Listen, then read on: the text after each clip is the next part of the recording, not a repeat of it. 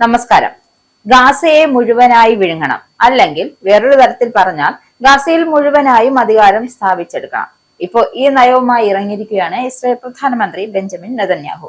അതിന്റെ ഭാഗമായി ഗാസ മുനമ്പിൽ 70% പ്രദേശവും സൈനിക നിയന്ത്രണത്തിലാക്കാൻ ഉത്തരവിട്ടിരിക്കുകയാണ്. ഗാസ മുനമ്പിലെ ഇസ്രായേൽ സൈന്യത്തിന്റെ അധികാരം ഘട്ടം ഘട്ടമായി വർദ്ധിപ്പിക്കണമെന്നും ഹമാസിനെതിരായ നീക്കങ്ങൾ തുടരാമെന്നാണ് അദ്ദേഹത്തിന്റെ നയം. നിലവിൽ ഗാസയുടെ 60% പ്രദേശവും ഇസ്രായേൽ നിയന്ത്രണത്തിലാണുള്ളത്. ഇത് നേരത്തെ 50% എന്നും വരും ദിവസങ്ങളിൽ ഇത് 70% ഉയർത്താനാണ് തന്റെ നിർദ്ദേശമെന്നും വെസ്റ്റ് ബാങ്കിൽ നടന്ന സമ്മേളനത്തിൽ നെതന്യാഹു വ്യക്തമാക്കി. ഹമാസുമായി പരോക്ഷമായ വെടിനിർത്തൽ ചർച്ചകൾ പുരോഗമിക്കുന്നതിനിടയിലാണ് ഇസ്രായേലിന്റെ ഈ പുതിയ നീക്കം ഉണ്ടായിരിക്കുന്നത്.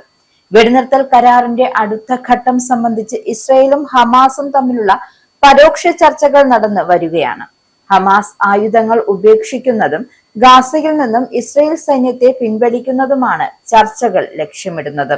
നിലവിൽ ഗാസയിൽ വെടിനിർത്തൽ കരാർ പ്രാബല്യത്തിലുണ്ട് എങ്കിലും ഗാസയുടെ പകുതിയിലധികവും ഇപ്പോഴും ഇസ്രായേൽ നിയന്ത്രണത്തിലാണ്.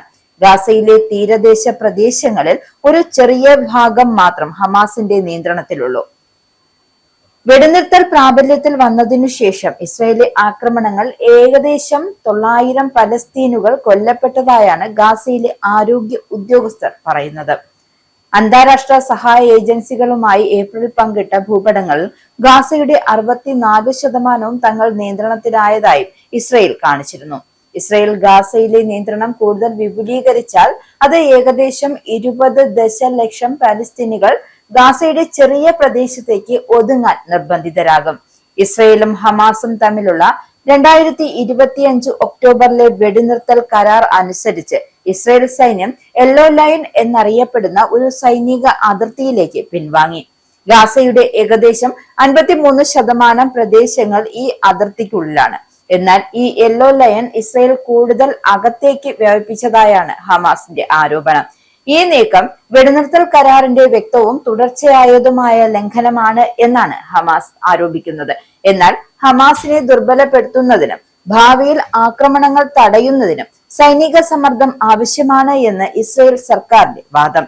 വെടിനിർത്തൽ പ്രാബല്യത്തിൽ വന്നതിനു ശേഷം, അതായത് ഇസ്രായേൽ നടത്തിയ ആക്രമണങ്ങളിൽ ഏകദേശം 900 പലസ്തീനികൾ കൊല്ലപ്പെട്ടതായാണ് ഗാസ വിലയിരുത്തുന്നത്.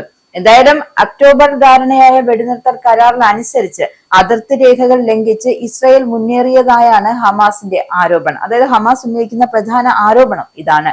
ഇസ്രായേലിന്റെ ഈ നടപടി മേഖലയിലെ സംഘർഷം കുറയ്ക്കാനുള്ള എല്ലാ പ്രതീക്ഷകളെയും തകർക്കുന്നതാണ്. അപ്പോൾ ഇസ്രായേൽ നിയന്ത്രണം വർദ്ധിപ്പിക്കുന്നതോടെ ഗാസയിലെ ലക്ഷക്കണക്കിന് പലസ്തീനുകൾ കൂടുതൽ ഇടുങ്ങിയ പ്രദേശങ്ങളിലേക്ക് ഒഴിഞ്ഞു പോകാൻ നിർബന്ധിതരാകും. അപ്പം ഗാസയ്ക്ക് പുറമെ തെക്കൻ ലെബനിലെ ഹിസ്ബുള്ളക്കെതിരായ സൈനിക നടപടികൾ ഇസ്രായേൽ വ്യാപിപ്പിച്ചിട്ടുണ്ട്. തെക്കൻ ലെബനിലെ വലിയൊരു ഭാഗം യുദ്ധമേഖലയായി പ്രഖ്യാപിച്ച ഇസ്രായേൽ സൈന്യം അവിടുത്തെ താമസക്കാരോട് വടക്കു ഭാഗത്തേക്ക് മാറി താമസിക്കാൻ ഉത്തരവിട്ടിട്ടുണ്ട്. 120-ലധികം വ്യോമ ആക്രമണങ്ങളാണ് കഴിഞ്ഞ ദിവസങ്ങളിലായി ലെബനിൽ ഇസ്രായേൽ നടത്തിയിരുന്നത്. എന്താവും, അതായത് ഇസ്രായേലിന്റെ അധിനിവേശം ഗാസയിൽ പൂർണ്ണമാകുമോ ഇല്ലയോ എന്ന് നമുക്ക് കാത്തിരുന്ന് കാണാം.